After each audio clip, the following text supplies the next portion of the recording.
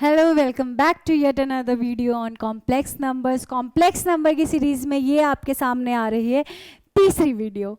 तो तीसरी वीडियो में हम क्या करेंगे, ऑपरेशंस ऑन कॉम्प्लेक्स नंबर्स। जब हमने रियल नंबर, नेचुरल नंबर या कोई भी नंबर अभी तक पढ़े थे, उनको हमने सम और डिफरेंस किया था, उनका मल्टीप्लाई डिवीजन करी थी। तो ये सम, डिफरेंस, मल्टीप्लाई, डिवीजन ये क्या है? ये हमारे ऑपरेशंस हैं उन नंबर्स पर। तो वैसे ही हम कॉम्प्लेक्स नंबर के साथ भी करेंगे, वो भी तो एक टाइप का नंबर ही है। तो उसको सम और सब्ट्रैक्ट कैसे करेंगे किन्हीं दो कॉम्प्लेक्स नंबर को, और मल्टीप्लाई कैसे करेंगे, वो हम आज की क्लास में सीखेंगे। देन नेक्स्ट क्लास में हम उसका डिवीजन सीखेंगे। तो आज सबसे पहले टॉपिक हम लिखेंगे addition and subtraction of two complex numbers. Addition and subtraction, addition and subtraction or difference of two complex numbers.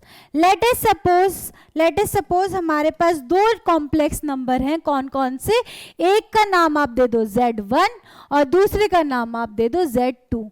Z1 की वैल्यू है हमारे पास 4 माइनस आयोटा और Z2 की वैल्यू है 3 माइनस 5 आयोटा। 3 प्लस कर लो, चलो 3 प्लस 5 आयोटा। तो हमें क्या फाइंड आउट करना है? फर्स्ट हम करेंगे इनको ऐड। तो Z1 प्लस Z2 हमें क्या फाइंड आउट करना है? Z1 plus Z2। ये कैसे फाइंड आउट करेंगे? Z1 एंड Z2 को ऐड करने के लिए हम क्या करेंगे, जो रियल पार्ट हैं दोनों के, जो रियल पार्ट है वो रियल पार्ट से ऐड करेंगे और जो इमेजिनरी पार्ट है वो इमेजिनरी पार्ट से ऐड करेंगे। तो रियल पार्ट क्या है Z1 का? Z1 का रियल पार्ट है, रियल पार्ट ऑफ Z1 को ऐसे डिनोट करेंगे RE और ब्रैकेट में जो भी कॉम्प्लेक्स नंबर है Z1। तो रियल पार्ट क्या है Z1 का? 4 और इमेजिनरी पार्ट क्या है Z1 का?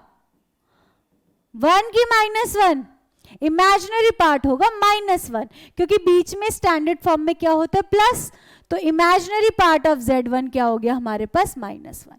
सिमिलरली हम फाइंड आउट करेंगे रियल पार्ट ऑफ Z2, वो क्या हो जाएगा? 3 और इमेजिनरी पार्ट ऑफ Z2 क्या हो जाएगा हमारे पास? आयोटा का कोफिशिएंट दैट इज 5। तो हमारे पास दोनों के रियल और इमेजिनरी पार्ट आ गए। तो एडिशन में हमें कुछ नहीं करना, बस हमें क्या एडिशन कैसे करेंगे? रियल पार्ट ऑफ Z1 को रियल पार्ट से ऐड करेंगे ऑफ Z2, ये एक टर्म आ जाएगी, फिर बीच में प्लस का साइन, आयोटा, आयोटा का कोफिशिएंट क्या हो जाएगा? Imaginary part of Z1 plus imaginary part of Z2। तो इसको सॉल्व करिए। रियल पार्ट ऑफ Z1 4 आ गया, plus real part of Z2 3। इन दोनों को साथ में ऐड करना है, प्लस का साइन फिर आयोटा और आयोटा का कोफिशिएंट क्या हो जाएगा? Imaginary part of Z1 that is -1 और plus imaginary part of Z2 that is 5। तो इनको सॉल्व कर लीजिए। ये क्या हो गया हमारे पास? 4 प्लस 3 7 प्लस 5 माइनस 1 4 आयोटा। तो this is the value of Z1 plus Z2, क्या हो जाएगी? 7 प्लस 4 आयोटा। सिमिलरली अगर हमें सब्ट्रैक्शन फाइंड आउट, मतलब डिफरेंस फाइंड आउट करना है, तो एडिशन में तो हमारे पास ऑर्डर मैटर नहीं करता, चाहे Z1 पहले लिखो या Z2 पहले लिखो, Z1 प्लस Z2 भी वही आएगा जो Z2 प्लस Z1 आएगा। बट डिफरेंस हमारे पास, डिफरेंस में हमारे पास ऑर्डर क्या होता है, मैटर करता है कि कौन आगे है और कौन माइनस साइन के पीछे है। जैसे 1 माइनस 2 ये क्या है? -1 और 2 माइनस 1 ये क्या है? 1। तो दोनों में माइनस साइन का डिफरेंस है ना, तो इसलिए इसमें हमारे पास क्या करेगा? ऑर्डर मैटर करेगा। तो सेकंड आप लिखिए सब्ट्रैक्शन। सपोज हमें फाइंड आउट करना है Z1 प्लस किया Z1 माइनस Z2 कर देते हैं। हमें क्या फाइंड आउट कर रहे हैं? Z1 minus Z2। ये फाइंड आउट करना है। तो सेम हम उसी तरीके से चलेंगे, हम Z1 का रियल पार्ट सेम साथ में माइनस करेंगे और इमेजिनरी पार्ट साथ में सॉल्व करेंगे। तो पहले आप लिख लीजिए वैल्यू इसकी क्या है, Z1 की value 4 minus iota, Z1 bracket में लिख लीजिए, फिर माइनस का साइन है, माइनस का साइन लगा दिया, फिर Z2 की वैल्यू, Z2 की वैल्यू क्या है 3 प्लस 5 आयोटा। अब जब माइनस साइन को हम ब्रैकेट खोलेंगे तो माइनस साइन अंदर मल्टीप्लाई होगा हर एक वैल्यू से, तो ये क्या हो जाएगा, ये तो 4 माइनस आयोटा ही रहेगा, ये हो जाएगा -3 और ये -5 से माइनस प्लस 5 के साथ मल्टीप्लाई होगा तो -5 आयोटा। अब आयोटा वाली टर्म साथ में सॉल्व करो और नॉन आयोटा वाली साथ में, मतलब रियल टर्म साथ में, इमेजिनरी टर्म साथ में। तो 4 माइनस 3 क्या हो गया 4 माइनस 3 और आयोटा वाला क्या हो गया minus iota -5 iota. Iota iota common ले लो, 4 माइनस 3 हो गया 1 माइनस ये क्या हो जाएगा -1 -5 दैट इज -6 आयोटा। तो डिफरेंस हमारा आ जाएगा Z1 माइनस Z2 का 1 -6 आयोटा। अब आपके पास है कि फाइंड आउट करो एक बार Z2 माइनस Z1, ये कैसे करेंगे, इसमें आपको ध्यान देना पड़ेगा कि Z2 पहले लिखा है, तो Z2 पहले लिखेंगे हम 3 प्लस 5 आयोटा, फिर माइनस का साइन है और फिर क्या है हमारे पास Z1 that is 4 minus iota. अब इसको सॉल्व करो सेम जैसे हमने किया, तो ये हो जाएगा 3 plus 5 iota, minus sign multiply -4 plus iota, ये क्या हो गया 3 minus 4 -1 5 plus 1 that is 6 iota. आप देखो इन दोनों टर्म्स में किसका डिफरेंस है, 1 प्लस है इधर 1 माइनस है, इधर 6 पॉजिटिव नेगेटिव है, इधर पॉजिटिव है, तो दोनों में माइनस साइन का अंतर है, क्योंकि हमने दोनों का क्या कर दिया ऑर्डर चेंज कर दिया। जैसे हमने इसमें ऑर्डर चेंज करके माइनस का डिफरेंस था, सिमिलरली कॉम्प्लेक्स में भी ऑर्डर चेंज करके क्या हो जाएगा माइनस साइन का डिफरेंस हो जाएगा। सॉरी।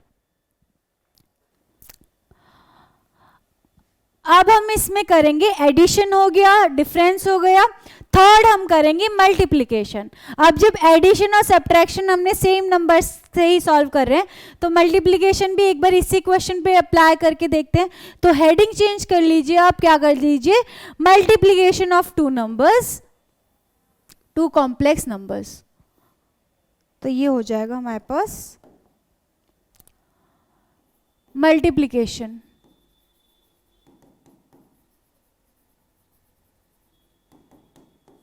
मल्टीप्लिकेशन में हमारे पास Z1 है 4 माइनस आयोटा, Z2 वही है हमारे पास 3 प्लस 5 आयोटा।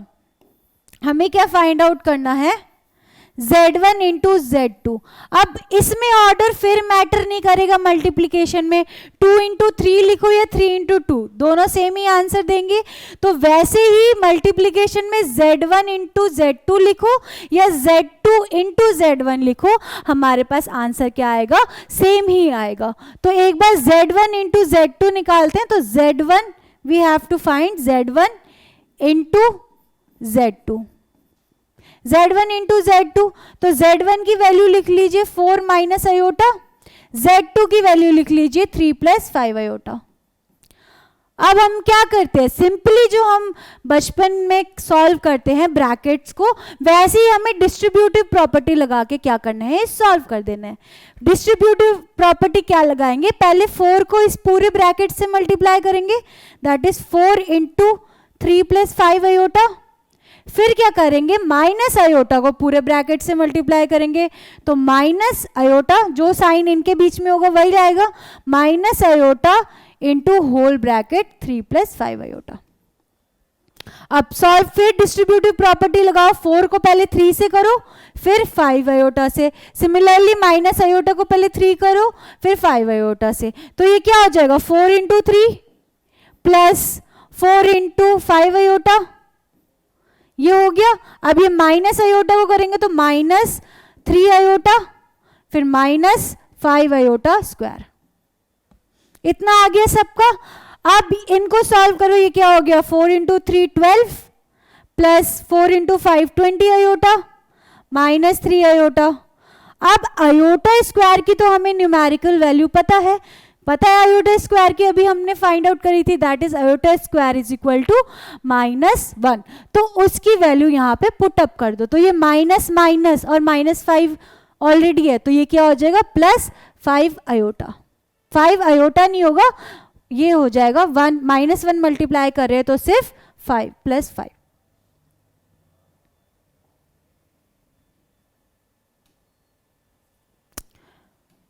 अब लाइक टर्म सॉल्व करो, वही रियल पार्ट से सॉल्व करो और इमेजिनरी पार्ट से। तो रियल पार्ट एक तो ये है 12 बिना आयोटा के, और एक है हमारे पास +5।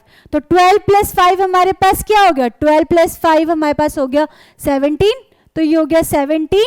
और आयोटा वाली टर्म्स एक साथ 20 - 3 है ना, तो 20 - 3 क्या हो गया +17 आयोटा। तो ये हो गया आपका answer Z1 into Z2। Similarly आप होमवर्क एक बार कीजिएगा, Z2 इंटू Z1 निकालेंगे तो वो भी देखना क्या यही आ रहा है या नहीं आ रहा, आना यही चाहिए, ठीक है। तो नेक्स्ट हम करेंगे डिवीजन के लिए हमें जो टूल की रिक्वायरमेंट है वो भी हम नेक्स्ट क्लास में पढ़ेंगे और नेक्स्ट वीडियो में वो करेंगे। Thank you for watching this video, I hope you liked it and आपको समझ आया होगा कॉम्प्लेक्स का जो भी हम थोड़ा बहुत करवा रहे हैं।